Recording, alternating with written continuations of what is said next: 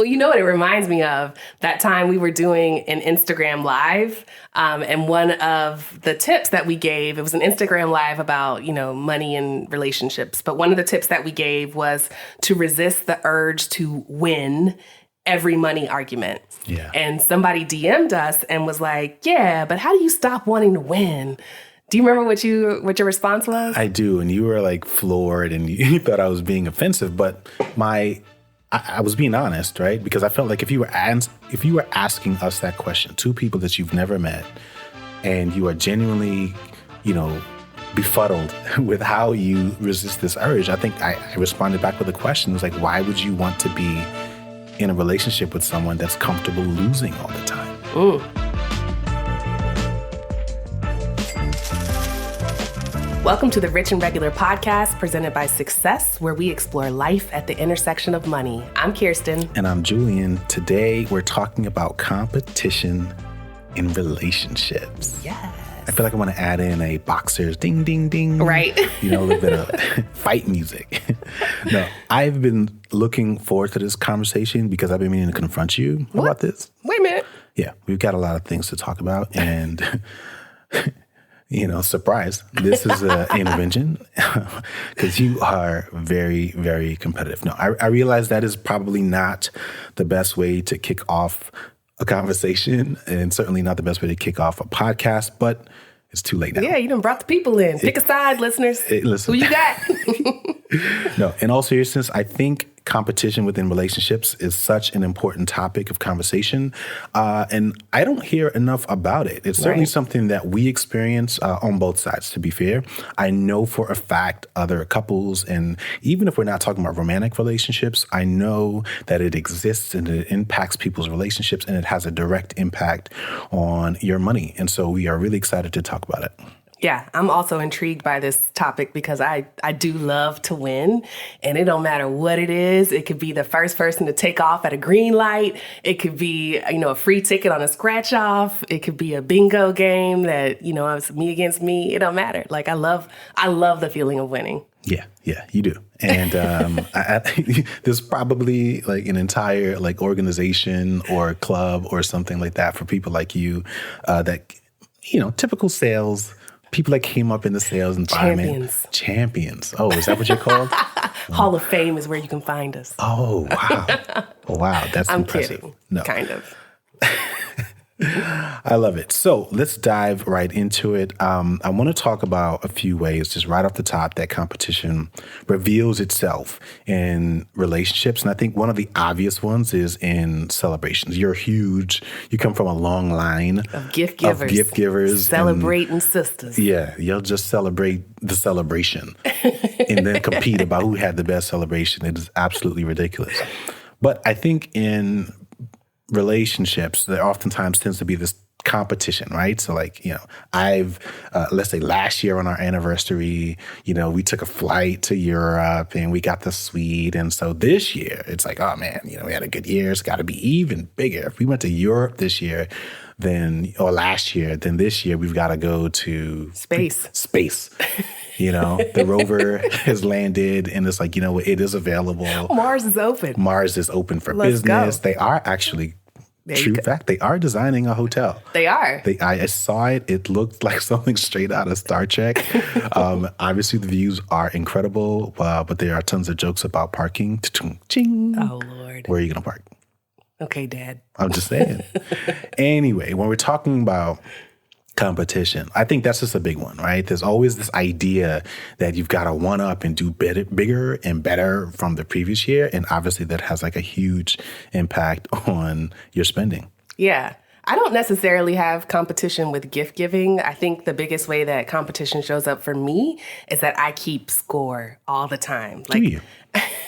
I even put it in my vows. Like, I think I said a line like, I would try not to keep score even when I'm winning, wink, wink, So it shows up in little ways. Like, I know how many times I've cleared the table versus you. I know how many loads of laundry I've done. Like, it's just a constantly running tab. But where it gets tricky is in the interpersonal front. Like, if I start keeping up with how many times you've had the last word in an argument, then I feel like I deserve the last word.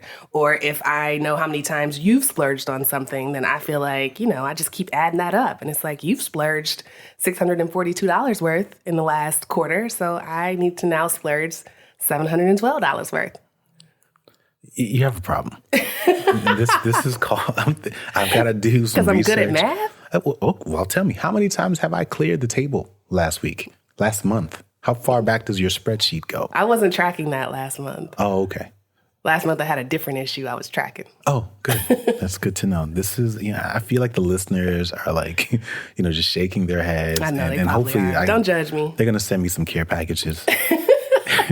It's like, I don't know how he deals with this. This is ridiculous. But it is absolutely true. I wish I could tell you that she is exaggerating. She does this. And kudos to me because I don't call you out on it enough. I just kind of let it go and sulk in the corner in silence. Oh, please. You are just as competitive. I am competitive. I do not keep score. That's ridiculous. I just kind of like one up in my own way, Yeah. Quiet brag. I let the numbers, I let the actions do the talking. Oh, I don't have to worry about, keeping score. I'm going to write it down. And people know who won. All right. Yeah. Anyway, where do you think that comes from for you? Like, I have my thoughts about where I think your sense of competition comes from, but where do you think it comes from?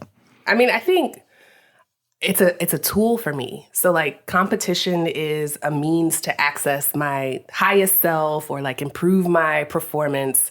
It is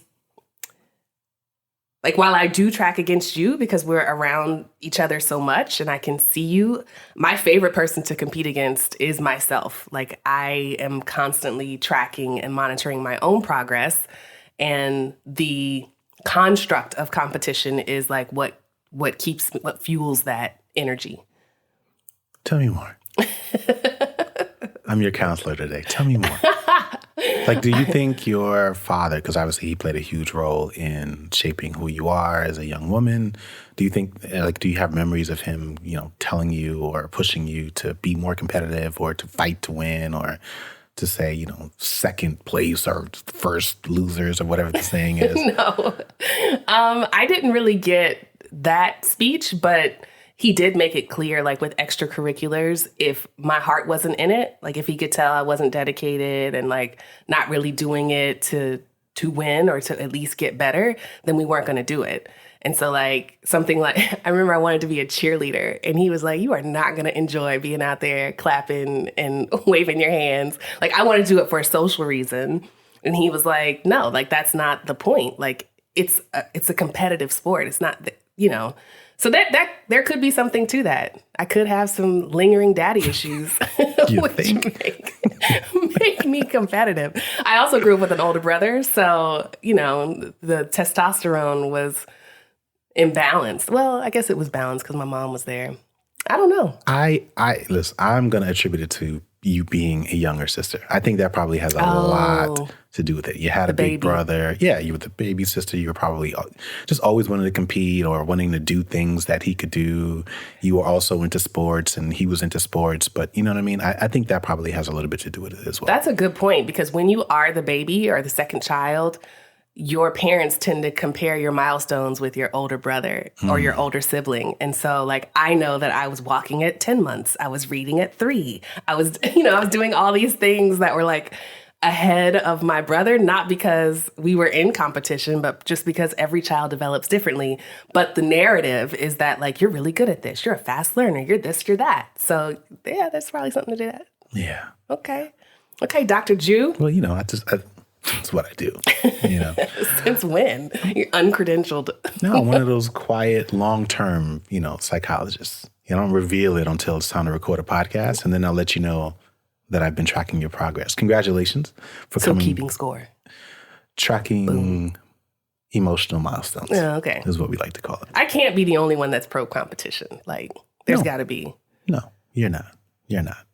Anyway, so I actually found this article, to your point, about being pro-competition. It was something that I stumbled upon on people.com, and they were actually recommending competition within relationships. So oftentimes you'll think about it and people immediately imagine that this is a bad thing. You are partners, you're on the same team, you shouldn't be competing. But they were actually saying, well, competition can be a good thing. Now, specifically, they were saying in the event where you're in a relationship and let's just be honest, things get a little boring. You're just going through the motions. They're saying competition can be like a little bit of spice, a little thing that makes things a little more interesting than they would have been, right? So it could be, for example, that you were mentioning that you're keeping score with clearing the table. It could be that this week, you know what, I'm gonna clear all the tables. Like there will not be an unclear table in this house. I'm just gonna clear all of them. Right? There used to be a meme about that, like what the new hot dad looked like, and it was like dads changing diapers and like burping babies and vacuuming, and it's like, oh yeah, that's hot. Yeah. On behalf of all men, we're not falling for that. That's a great try. Whoever tried to create that one and tap into the male sense of competition, we're not falling for it. Yeah. But no, it was all about using competition and turning it on its head and saying, hey, if things are kind of dull, there's nothing like a good competition to sort of spice things up. And it could be any number of things. It could be like, I'm going to surprise you for a date and not tell you, and we'll see, or something like that. But anyway, there was actually something a little bit more interesting in this article. And by the way, the article was entitled, Is Friendly Competition the Key to Relationship Bliss? Bet on it.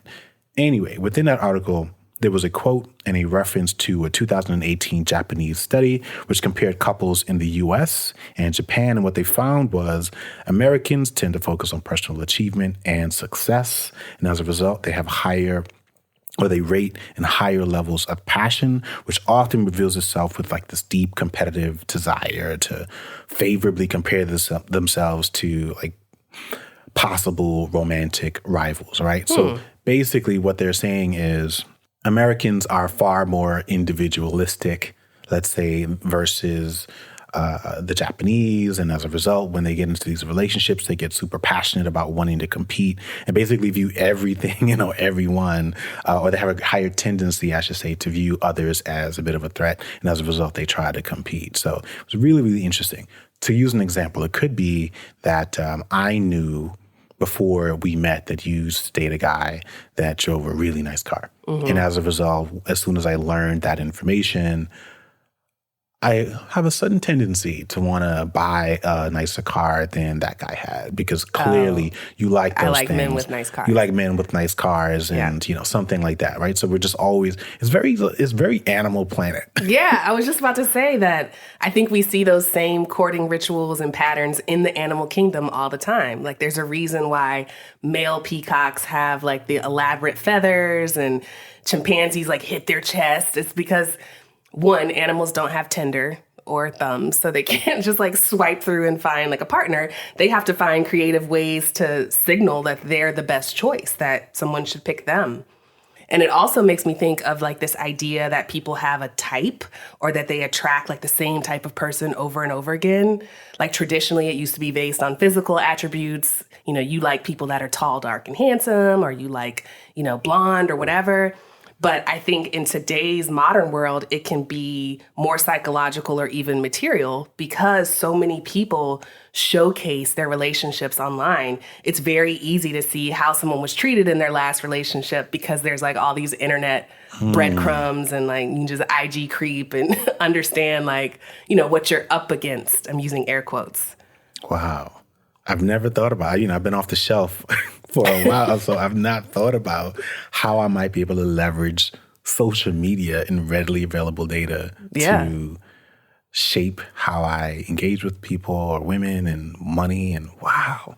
Yeah, whenever I go out with like my single girlfriends, it's amazing how much they know about, again, air quotes, know about somebody before the first date. That makes perfect before sense. They've even met. And so, you might be prone to be disappointed by where he takes you or what he gives you because you have literal evidence that he did something bigger or better compared to someone else. Or on the negative side, you might doubt, what you're bringing to the table because you can see that he hangs around a lot of pretty women, or she, has a very professional job and travels all the time. Like it just starts to kind of like impact your brain a little bit. And you do start kind of intuitively competing. Oh my goodness. This feels like we just live in a bad movie.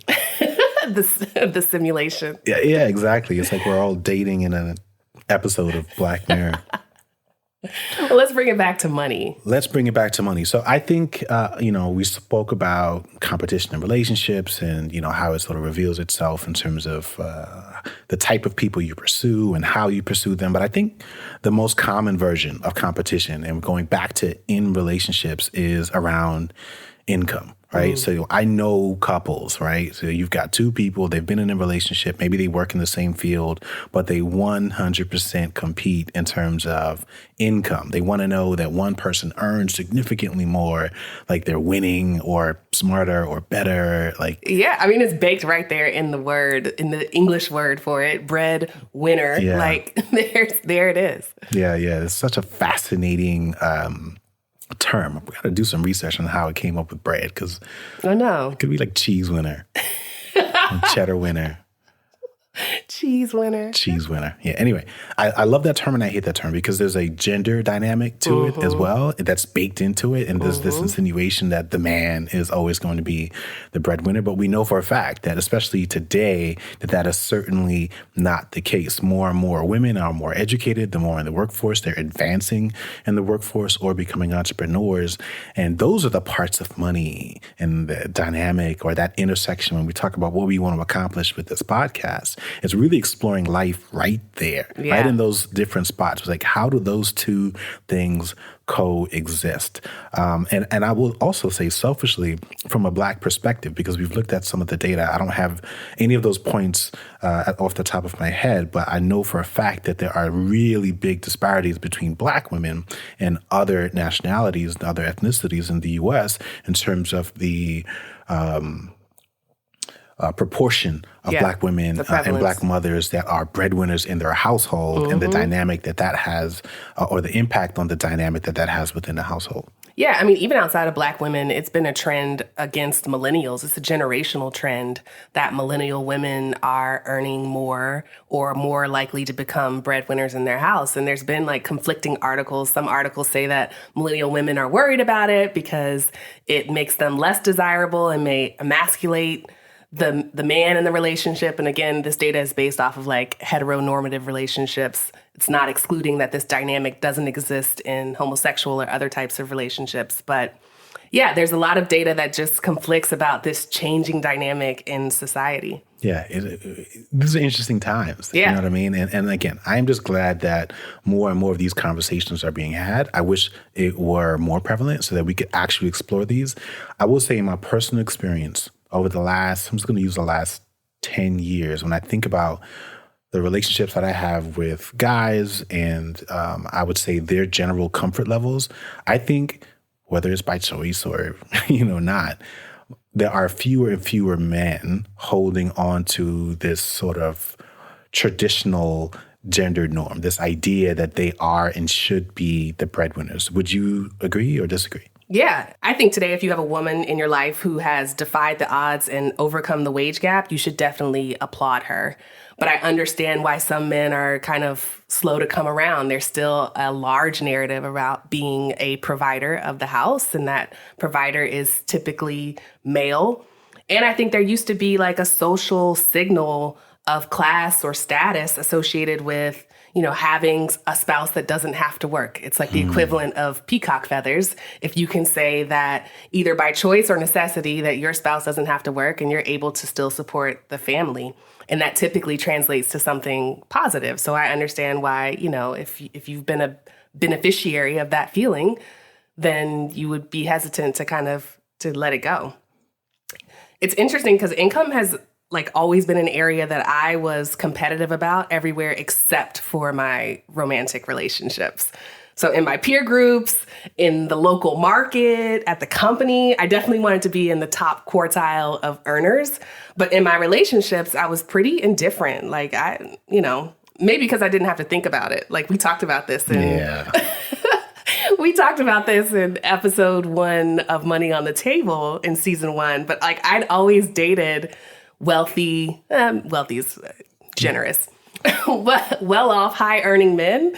And so when I met you, you were rich in spirit. Like you, you weren't one of those people. I mean, you were, anyway. Wow. Rich in spirit. You were rich in spirit. We're gonna unpack that in a different episode, but go ahead. My point was, like, I made more money than you for most of our working years together. Like, did you ever feel lesser than, or that you needed to compete with me? You didn't make me feel any sort of way about being a breadwinner. No. So when we met, I actually earned more than you. That's true. Right. And I would say I had significantly more in investments than you. That's true. Right? Now, that's an important point, because even though I earned more money in an annual year, you had way more money than I did. I spent every dime. You spent more than you had. Every dime. And that was part of the reason why I was not concerned about it, because I suspected that and I let it ride. And I was like, that's interesting. You know, she's very proud of what's coming in, but she's not paying attention to what's going out or how any of it is growing in the background. And so I think that was part of your growth process, and it's certainly an important part of our story. But no, I didn't pay attention to it because I was also, you know, as our relationship grew, and I would say just about over the halfway mark of our corporate careers when I started to look outside and say, you know what, I'm going to go where I see more growth potential for me long term. And that's when I stopped, for lack of a better word, investing in opportunities at work and started investing in building things outside of work. And had I took all of that energy, maybe I would have gotten a better result, but you know, we kind of made that decision. I'm going to start planting seeds for the future. You're going to put your head down and start really focusing on work. And both, I would say, worked, right? And we are now at a point as entrepreneurs where we're able to reap the benefit of many of the entrepreneurial decisions or seeds that we planted 4 to 5 years ago. Meanwhile, we're also benefiting from the fact that as you began to focus on work and doing better there, you had a series. Yeah, I remember you had a string of promotions over like a 3-4 year period, which was hugely beneficial for us because on top of that, we also gotten to the point where we were very comfortable with living on significantly less than we earned, right? So we could afford to take on risk. We could afford to invest in our future. And as a result, we are where we are.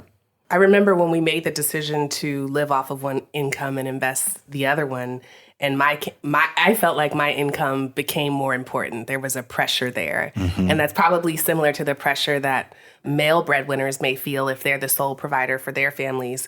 But to your point, at the end of the day, like I was able to put that pressure in its place because of our investment portfolio. Yeah. Once we had enough invested, I felt like I had more of a choice and more autonomy and control over my career path. And like when times were not great, I didn't feel a pressure to stay in an environment that I knew wouldn't contribute to my growth. Yeah, it was an interesting time for me as well, because I remember watching you go through that. And I remember you would still get up and go to work. And, you know, I would see that and I was proud of you and you were proud of yourself.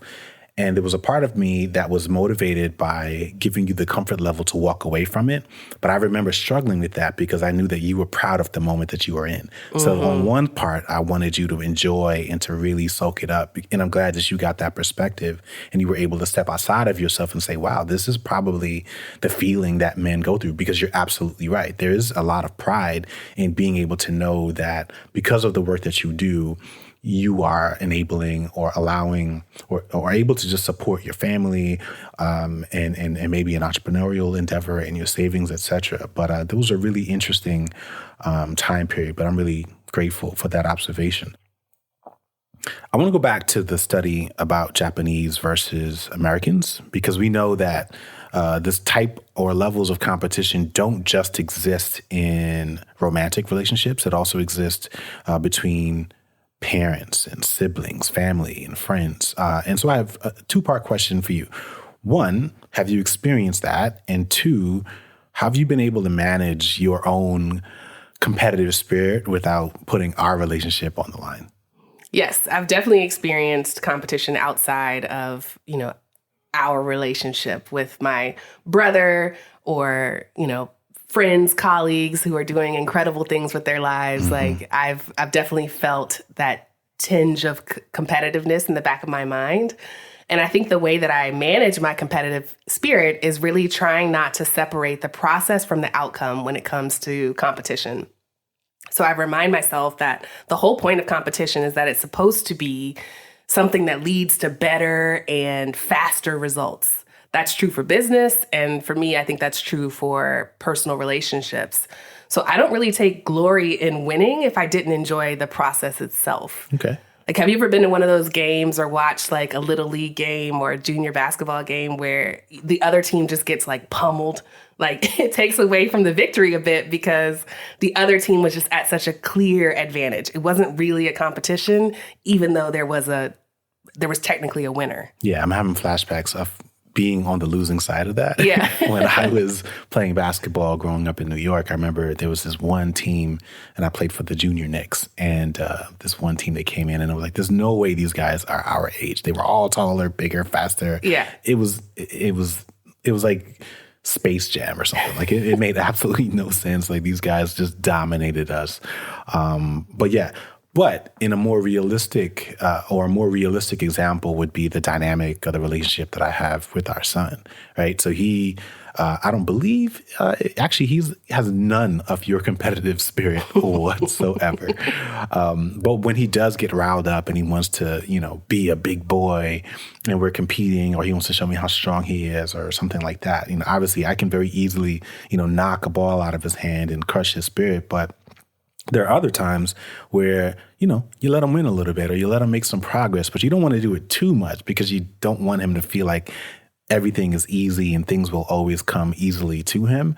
And oftentimes you can sort of tap into that own sense of competition and use it as an opportunity to actually empower him. So like when we're leaving the house or something like that, I'll make sure that he closes the garage door, even though he's not really doing it. He's using his magic words to close the garage door, or all of those little things just kind of help give him a sense of strength and power and that sort of thing. But to your point, like competition exists in a number of different ways, and it's not necessarily a bad thing, right? You can use it as a way to build character.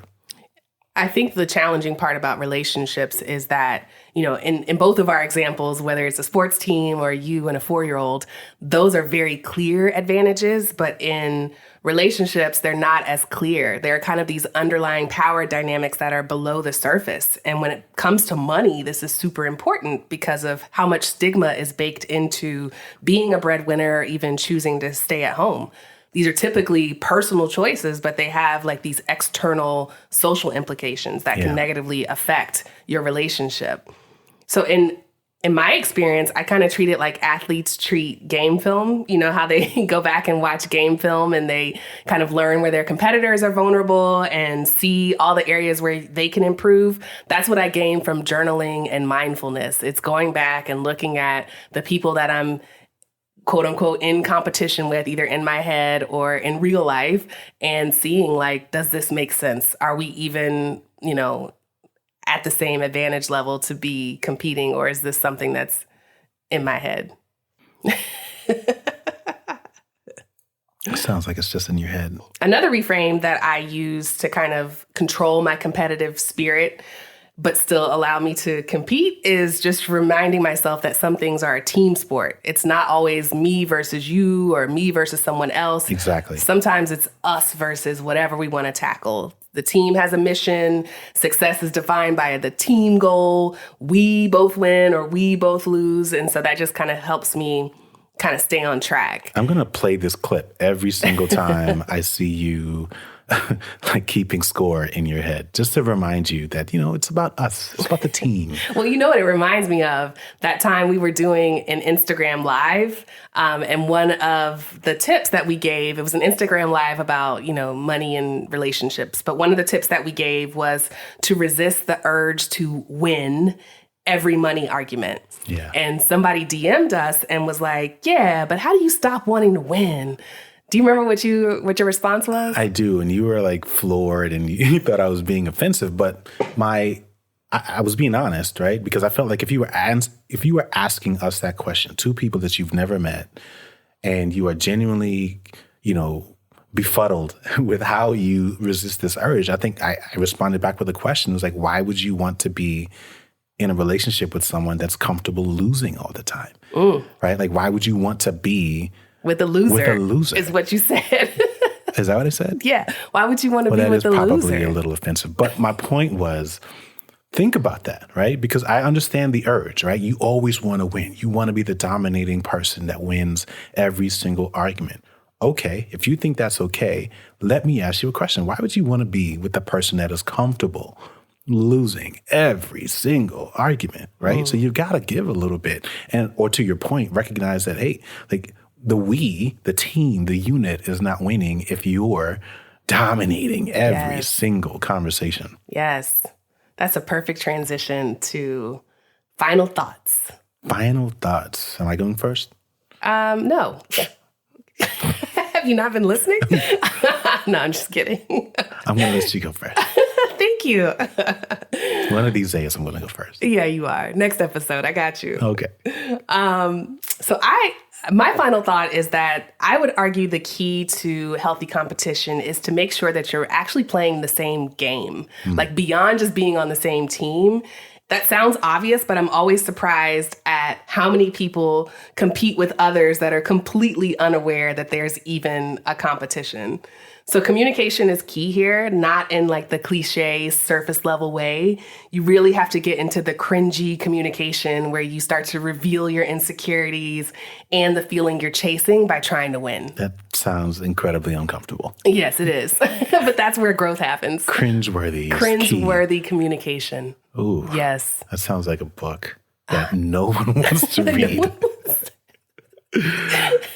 My final thoughts are a little different. And it's to say that competition, I think, especially in romantic relationships, is a natural occurrence. Like friction or conflict is a natural occurrence when you have two people coexisting within a space or within a relationship. It's something to be mindful of when you're managing your money together, because it can lead to things like overspending or a breakdown of trust. And I think one of the things, or two things, that can really help in keeping a check on competition, let's say getting out of control like weeds in the garden or something, is first having regular financial checkups, right? How are we doing? Is there enough income coming in? Are we managing our spending? But in addition to managing and paying attention to the numbers, I think it's just as important to add a qualitative measure to that. So if you've got a spreadsheet that you have, maybe you just add another column and it's comments. And maybe we use that as like a journal entry, right? So in this month, we were really pushing, we were really grinding, we brought in all this income, we tracked all our spending, and we kept it low. But how did it make you feel? And if one person felt like they had everything stripped away from them, or another person felt completely fine, then it'll help you recognize that there's an imbalance there. And if you do that, sort of track the journal and the emotional response to all of these things every single month, you might actually be able to not only see quantitative patterns in your income and in your spending, but you can also see an emotional pattern here. This person is always feeling horrible from January, February, March, etc. And it'll help you right size what's going on. Sometimes it could be that sense of competition, or maybe it's like not necessary to have it. Yeah, I love the idea of emotional pattern matching. Yeah, it's like a shared journal entry in addition to the financial checkup or budget conversation. Great. Well, thank you for listening to another episode of the Rich and Regular podcast presented by Success. If you like what you heard, you already know it's 5 stars and I want every one of them. So please leave us a rating and review and we'll see you next week. You want to race upstairs? No. Bye, y'all.